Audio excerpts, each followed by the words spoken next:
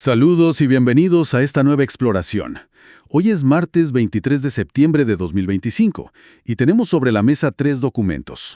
Muy recientes, sacados de la Gaceta Oficial de Bolivia, material que nos ha facilitado quien nos escucha. Se trata de un decreto supremo sobre salarios en empresas estatales, una ley que transfiere un terreno importante y una resolución ministerial sobre el uso de frecuencias de radio. Nuestra misión, ir más allá de la letra pequeña. Queremos entender qué decisiones reflejan estos papeles oficiales y sobre todo qué nos dicen sobre las prioridades y el, estilo de gestión del gobierno boliviano en este momento. Es como intentar armar un rompecabezas con piezas que a primera vista parecen no encajar. Sueldos, ladrillos, terrenos y ondas de radio. A ver qué panorama se dibuja. Vamos a meternos a fondo. Exacto. Son documentos con lenguaje técnico. Sí, legalista. Pero si los miramos juntos, pueden darnos pistas interesantes. Pistas sobre cómo se maneja la cosa pública en áreas clave como las empresas del Estado, la propiedad, las telecomunicaciones. Nuestro trabajo será, destilar la esencia de estas decisiones y pensar en sus posibles implicaciones. Perfecto. Empecemos entonces con el Decreto Supremo 5461, firmado por el presidente Luis Alberto Arce Catacora. ¿Qué es lo central de este decreto? ¿A quién afecta directamente?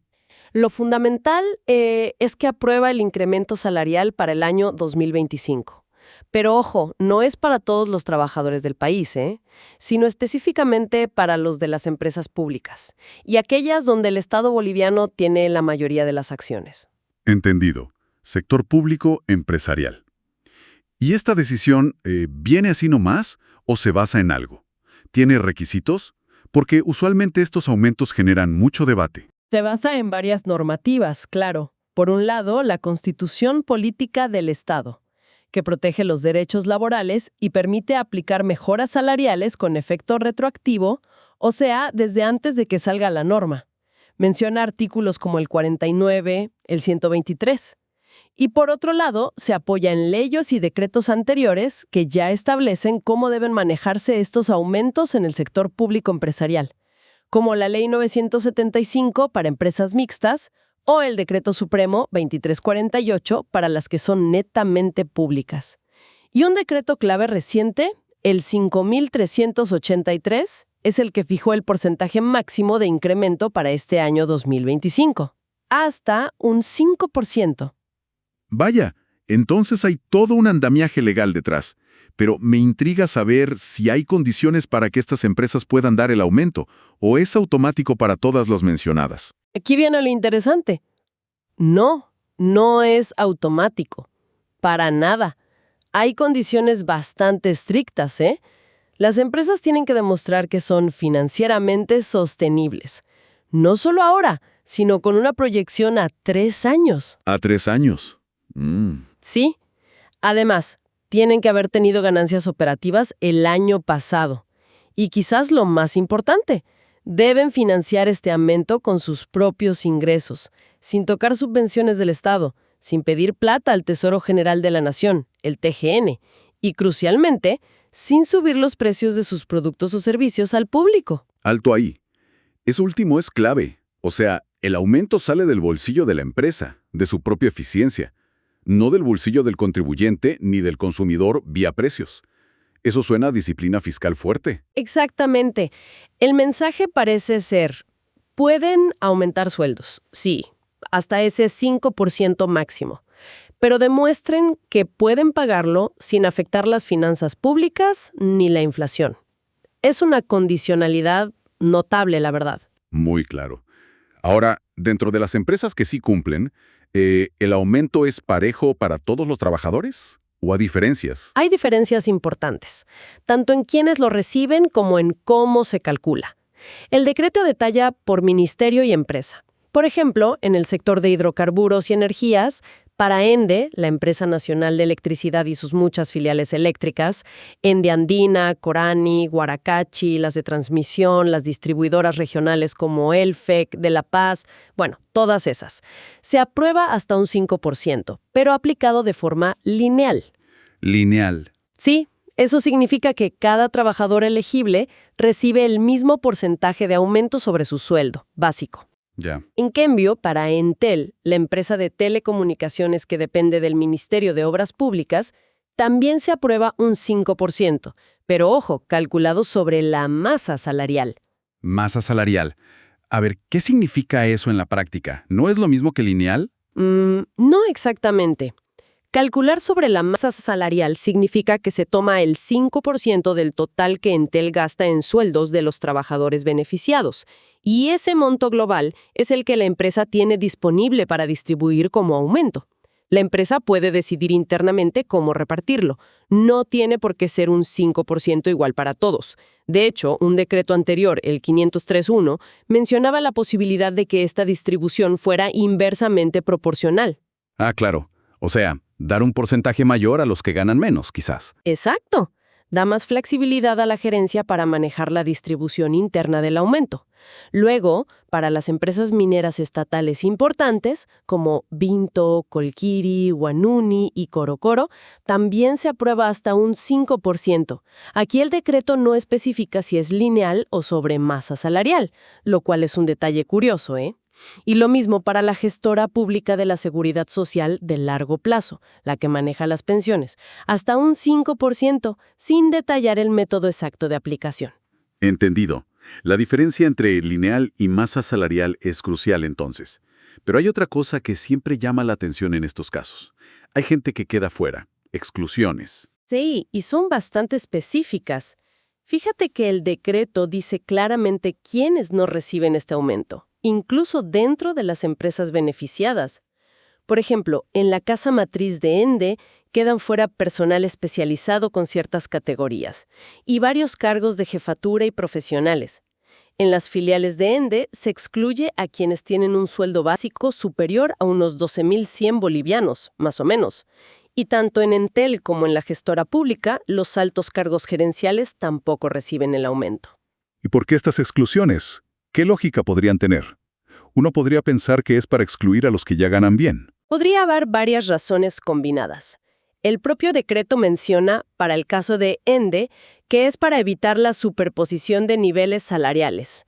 Es un problema técnico común en escalas salariales complejas, para que un jefe no termine ganando menos que alguien a su cargo tras un aumento. De forma más general, sí, parece una estrategia para que el beneficio se concentre más en los trabajadores de ingresos medios o bajos. También puede ser, digamos, una señal de austeridad en los niveles jerárquicos más altos, controlando el gasto en los sueldos más elevados. Tiene sentido. Aunque me pregunto si excluir a gerentes en empresas como Entel no podría generarles alguna desmotivación. Pero bueno, esa es otra discusión. ¿Y cómo se pone en marcha todo esto? ¿Tienen plazos? Si hay un cronograma, las empresas públicas tienen 15 días hábiles para presentar sus nuevas escalas salariales al Ministerio de Economía para que las aprueben. Hay algunas excepciones para las filiales de ENDE y Entel que tienen otro camino, pero bueno, lo importante para los trabajadores es que el pago es retroactivo al 1 de enero de 2025 y las empresas tienen que pagarlo sí o sí antes del 30 de septiembre de este año. El Ministerio de Trabajo, además, pondrá fechas límite para presentar las planillas con este pago retroactivo y avisa que habrá multas si no cumplen. Y para rematar con este decreto, ¿quién es el responsable final de que se cumpla? Sobre todo la parte de la financiación con recursos propios. El decreto lo deja muy claro. La responsabilidad recae en la máxima autoridad ejecutiva, la MAE, o en el gerente general de cada una de estas empresas. Ellos tienen que asegurarse de que el dinero salga de la operación normal del negocio, especialmente en las filiales de ENDE y Entel. Es una forma de vincular directamente la gestión gerencial con la capacidad de cumplir estas condiciones financieras. Ok, bastante detallado el panorama salarial en las empresas estatales bolivianas. Ahora cambiemos de tercio. Hablando de empresas estatales y cómo se gestionan sus recursos. A veces el apoyo del Estado no es solo permitir aumentos bajo condiciones. A veces es algo más tangible. Y eso nos lleva a la Ley 1638. ¿Qué nos cuenta esta ley? Esta ley trata de algo muy directo, una transferencia de propiedad. Y un detalle no menor, es a título gratuito, o sea, regalado, sin que la empresa beneficiada tenga que pagar nada por ello. Concretamente, el Gobierno Autónomo Departamental de Oruro, el GAD Oruro, le transfiere un terreno bastante grande, a la empresa pública productiva Cartones de Bolivia, más conocida como Cartombol. Esta empresa, Cartombol, depende a su vez del SEDEM, que es el Servicio de Desarrollo de las Empresas Públicas Productivas. Un terreno grande, dices. ¿Qué características tiene y para qué lo quiere Cartombol? Es un terreno considerable, sí, más de 50.000 metros cuadrados. Vaya. Para ser exactos, 50.060,88 metros cuadrados. Está ubicado en la zona este de la ciudad de Oruro, sobre la carretera a Vinto. Y la ley confirma que está todo en regla, inscrito en derechos reales con su matrícula computarizada. El propósito que declara la ley es claro: permitir la construcción y ampliación de la infraestructura de Cartombol. ¿Más de 5 hectáreas para una fábrica de cartones? Eso suena a una apuesta fuerte por esa empresa. ¿Y por qué necesita una ley nacional para que el gobierno departamental le dé un terreno? Buena pregunta. Es por el tipo de bien. Al ser un bien inmueble de dominio público, aunque sea departamental, su enajenación, es decir, su transferencia definitiva de propiedad, requiere, según la Constitución boliviana, el artículo 158, para ser precisos, la aprobación de la Asamblea Legislativa Plurinacional, o sea, el Parlamento Nacional. Ah, claro. No basta con una decisión solo departamental o administrativa. Exacto. De hecho, la ley nacional menciona que ya existía una ley departamental de Oruro, la número 228 de 2023, que autorizaba esta transferencia. Esto nos dice que el proceso empezó en nivel local, en Oruro, y luego tuvo que escalar al nivel nacional para concretarse legalmente. Interesante el proceso. Sí, y si tratamos de ver el cuadro completo, esto se interpreta como una inversión estatal directa muy clara. No es dinero fresco, pero es un activo físico valioso. La pregunta es ¿por qué específicamente Cartombol? Podría ser parte de una estrategia más amplia. Quizás buscan fortalecer la industria nacional de empaques, algo clave para otros sectores productivos, incluyendo la exportación o el mercado interno. O tal vez responde a una política de sustitución de importaciones en este rubro. Es una señal de apoyo selectivo a ciertas empresas públicas productivas. Interesante esa perspectiva estratégica. Apoyo directo con activos a un sector industrial específico. Bien. Ya tenemos el manejo salarial condicionado y la inversión en activos productivos. Ahora, nuestro tercer documento, la Resolución Ministerial 223, nos lleva a otro tipo de recurso estatal, el espectro radioeléctrico. ¿De qué se trata aquí? Esta resolución viene del Ministerio de Obras Públicas, Servicios y Vivienda, y lo que hace es autorizar que la Universidad Mayor de San Andrés, la UMSA, la principal universidad pública de La Paz, no tenga que pagar ciertas tasas y derechos por usar frecuencias del espectro radioeléctrico. Ah, una exención de pagos. Pero normalmente se paga por usar, digamos, un canal de televisión o una frecuencia de radio. Pues sí, la regla general es que sí se paga. La Ley General de Telecomunicaciones, la Ley 164, dice que el espectro radioeléctrico es un recurso natural del Estado, estratégico y de interés público.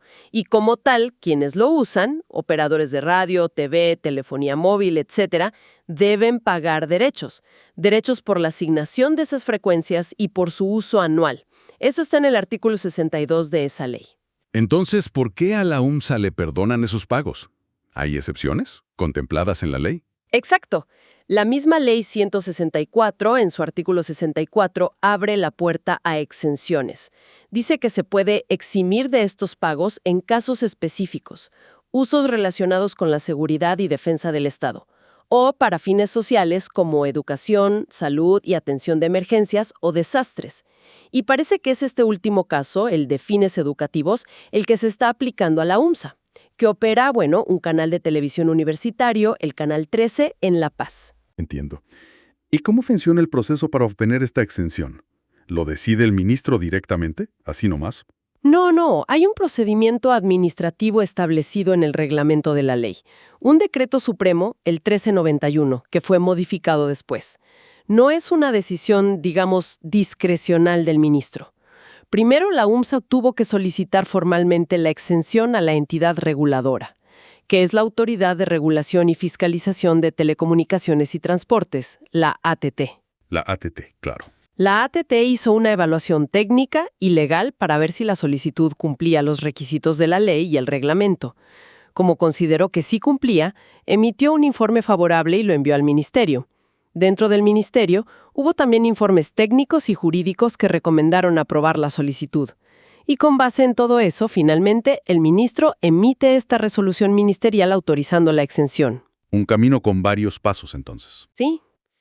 Y en la resolución específica, ¿qué pagos se perdonan? El derecho de asignación de frecuencias, DAF, que es un pago inicial, el derecho de uso de frecuencia, DUF, que es anual, y la tasa de fiscalización y regulación, TFR, que también suele ser anual.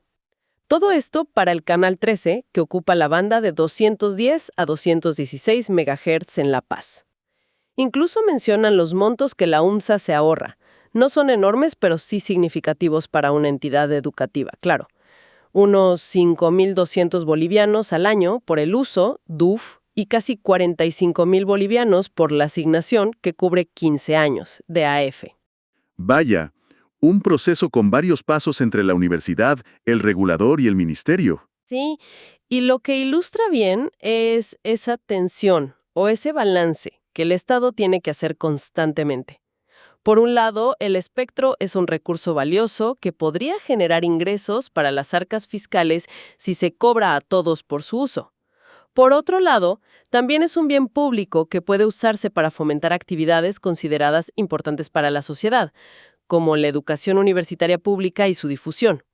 Esta resolución es un ejemplo de cómo se opta por lo segundo en un caso concreto, aplicando una excepción prevista en la ley. Muy bien, creo que tenemos las 3 piezas sobre la mesa. Hagamos un intento de juntarlas. ¿Qué panorama general nos dibujan estas 3 decisiones, tomadas casi al mismo tiempo?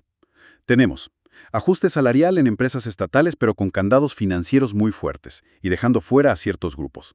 Luego, la entrega gratuita de un terreno valioso para que crezca una empresa pública específica como Cartón Bol. Y finalmente, facilitar la operación de un canal universitario perdonándole las tasas por usar el espectro. ¿Qué nos dice esto en conjunto? De un Estado que interviene de formas muy diversas en la economía y la sociedad. Por un lado, muestra una cara de gestor financiero estricto con sus propias empresas, como vimos en el decreto 5461. ¿Hay aumento? Sí, pero solo si eres sostenible y lo pagas tú mismo. Busca un equilibrio delicado, ¿no?, entre la demanda laboral y la salud financiera de las empresas públicas. Por otro lado, muestra una cara de inversor directo y promotor. Eso es la Ley 1638. Apuesta por un proyecto productivo concreto, Cartón Bol, entregándole un activo clave como es la tierra, quizás buscando un impacto estratégico a mediano plazo. Y finalmente, muestra una cara de facilitador social, con la resolución 223. Utiliza las herramientas regulatorias para apoyar un fin considerado socialmente valioso como la educación pública, la UMSA, renunciando a ingresos fiscales directos por el uso del espectro. Es como si el gobierno estuviera usando diferentes herramientas para diferentes propósitos, ¿no? Control fiscal por un lado, inversión selectiva por otro y apoyo social regulatorio por un tercero. Podría interpretarse así. Es un manejo multifacético, sí. Podríamos decir que es un gobierno intentando caminar una línea compleja, mantener cierta paz social y poder adquisitivo en sectores estatales clave, energía, minas, telecomunicaciones, pero sin descontrolar el gasto público. Al mismo tiempo que impulsa proyectos productivos que considera estratégicos y apoya, aunque sea simbólicamente con esta exención, a sectores como la universidad pública. Cada decisión, vista aisladamente, parece puntual, pero juntas podrían estar revelando un estilo de gestión pragmático y selectivo. Y con esa imagen multifacética cerramos nuestra exploración de hoy a través de estos documentos oficiales bolivianos. Esperamos que este análisis haya servido para entender un poco mejor estas acciones gubernamentales concretas y lo que podrían significar. Como una reflexión final para quien nos escucha, estas normas son fotografías de decisiones tomadas en un momento dado. La pregunta interesante que queda flotando es, ¿cómo encajan estas piezas? El aumento condicionado, el terreno para Cartón Bol, la exención para la UMSA, en la película completa, en las políticas y prioridades del gobierno boliviano actual. Y quizás más importante aún, ¿qué tipo de desarrollos podríamos esperar a continuación? Veremos más énfasis en la sostenibilidad financiera de las empresas públicas antes de cualquier beneficio. ¿Seguirá este modelo de apoyo con activos a otras empresas productivas? ¿Se ampliarán las exenciones en telecomunicaciones para otros fines sociales? Son las preguntas que invitan a seguir observando la Gaceta Oficial. Y más allá, hasta la próxima exploración.